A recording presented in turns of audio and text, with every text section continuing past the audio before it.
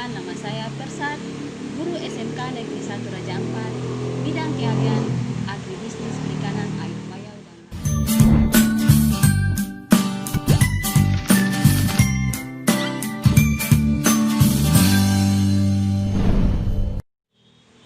Kali ini kita akan belajar tentang pelajaran produksi pakan buatan. Sasaran pembelajaran ini adalah siswa-siswi kelas 10 SMK bidang keahlian agribisnis perikanan. Pada pembelajaran kali ini kita akan belajar menganalisis macam-macam kebutuhan nutrisi pakan buatan. Kita akan belajar dengan menggunakan Microsoft PowerPoint. Selamat belajar, belajar di mana saja, kapan saja, dan dengan siapa saja. Sahabat rumah belajar, kita akan belajar tentang produksi pakan ikan. Kali ini kita masuk pada kegiatan pembelajaran pertama, menganalisis macam-macam kebutuhan nutrisi pakan buatan. Tujuan dari pembelajaran ini yang pertama, memahami pengertian pakan buatan, menyebutkan kriteria-kriteria pakan buatan yang berkualitas baik, mengelompokkan jenis-jenis pakan buatan berdasarkan bentuknya, kandungan airnya, sumbernya, kontribusinya pada pertumbuhan ikan, serta menganalisis kandungan nutrisi pakan buatan. Baik, kita mulai.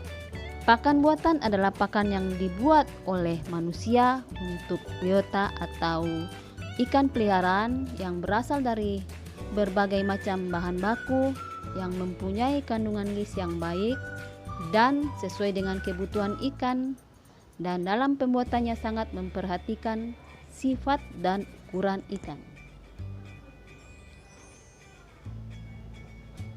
Adapun kriteria pakan buatan yang berkualitas baik adalah yang pertama, memiliki kandungan gizi pakan terutama protein harus sesuai dengan kebutuhan ikan. Diameter pakan harus lebih kecil dari ukuran bukaan mulut ikan atau biota air. Pakan harus mudah dicerna.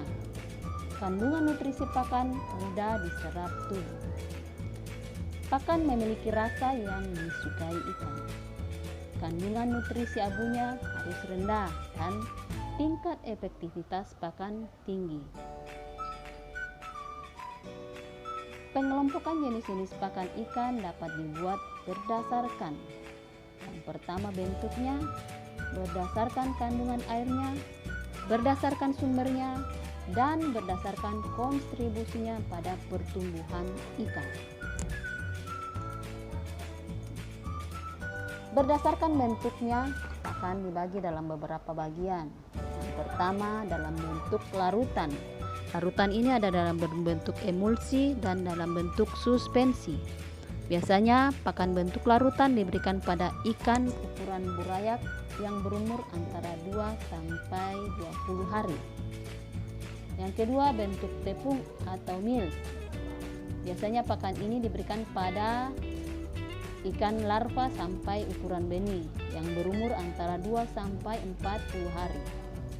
Bentuk butiran atau granulas, pakan benih untuk gelondongan yang ikan berukuran antara 40 sampai 80 hari. Sedangkan bentuk reman atau crumble merupakan pakan untuk ikan gelondongan besar atau ikan tanggung, ikan yang berumur antara 80 sampai 120 hari. Kemudian bentuk lembaran atau flat merupakan pakan ikan yang biasa diberikan pada ikan hias atau ikan laut. Kemudian ada bentuk pelet atau sinking.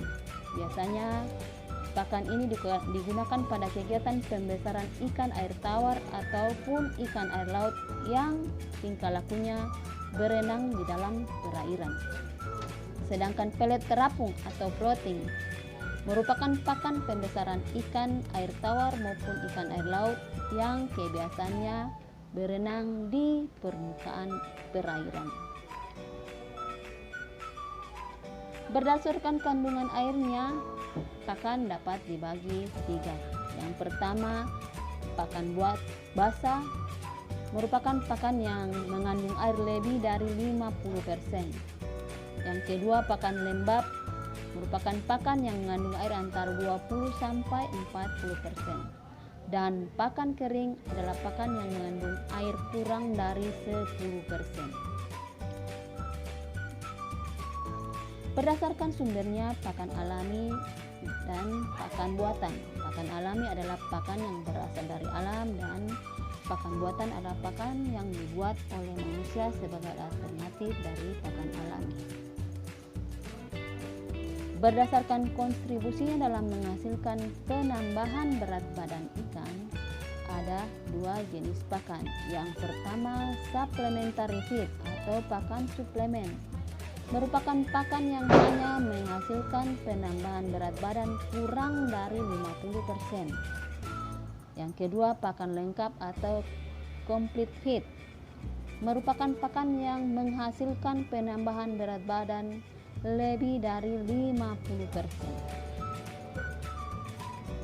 Adapun kandungan nutrisi pakan buatan harus mempunyai kandungan nutrisi berupa protein, lemak, karbohidrat, vitamin, dan mineral.